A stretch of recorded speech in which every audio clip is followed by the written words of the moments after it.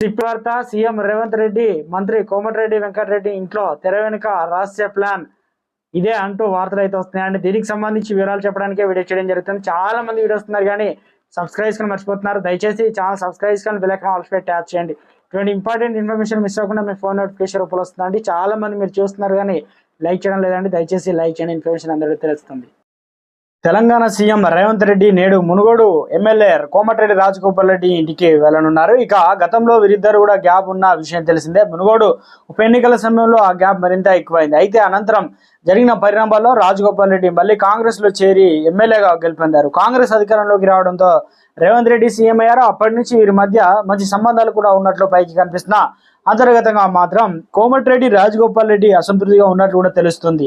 గతంలో తనతో పాటు తన సోదరుడు ప్రాతినిధ్యం వహించిన భువనగిరి పార్లమెంట్ టికెట్ను తాను సూచించిన వారికి ఇవ్వకుండా రేవంత్ రెడ్డి తన అనుచరుడు చామల కిరణ్ కుమార్ రెడ్డికి అనగా ఇవ్వడంపై రాజగోపాల్ రెడ్డి ఆగ్రహం ఉన్నట్లు కూడా వార్తలు అయితే వస్తున్నాయి.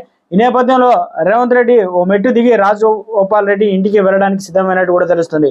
ఉమ్మడి నల్గొండ జిల్లాలో నల్గొండ భువనగిరి పార్లమెంట్ స్థానాలు గెలవాలని రేవంత్ రెడ్డి టార్గెట్ పెట్టుకున్నారు. 2 స్థానాల్లోనూ సీఎం తన అనుచరులకే టికెట్లు ఇప్పించుకున్నారు. నల్గొండలో జానారెడ్డి తనయుడు రఘువీర్ విజయం ఖాయమని రేవంత్ కు రిపోర్ట్ వచ్చినట్టు సమాచారం. భువనగిరిలో కూడా చామల కిరణ్ గెలిచి తీరాలని రేవంత్ పట్టుదలతో అయితే ఉన్నారు. అయితే భువనగిరి పార్లమెంట్ పై కోమటిరెడ్డి బ్రదర్స్ కు పట్టు అయితే ఉంది. భువనగిరి పార్లమెంట్ నియోజకవర్గంలో ఏర్పడిన నాటి నుంచి కాంగ్రెస్ ఇప్పటి వరకు 3 సార్లు ఎన్నికలు జరగగా ఒకసారి కోమటిరెడ్డి వెంకటరెడ్డి, మరోసారి రాజగోపాల్ రెడ్డి విజయం సాధించారు. దీంతో వారికి ఈ ఎంపీ నియోజకవర్గంపై మంచి పట్టు ఉంది. ఈ నేపథ్యంలో రాజగోపాల్ రెడ్డి గట్టిగా తలుచుకుంటే చామల విజయం ఖాయమని రేవంత్ రెడ్డి కూడా భావిస్తున్నారు. దీంతో ప్రస్తుతం ఇక్కడ ఇన్ఛార్జిగా ఉన్న మంత్రి కోమటిరెడ్డి వెంకటరెడ్డి సికింద్రాబాద్ కు పంపి రాజగోపాల్ రెడ్డి ఇన్ఛార్జి బాధ్యతలు అప్పగించారని, చామల కిరణ్ గెలిపించే బాధ్యత రాజగోపాల్ పైన రేవంత్ పెట్టినట్టు కూడా తెలుస్తుంది.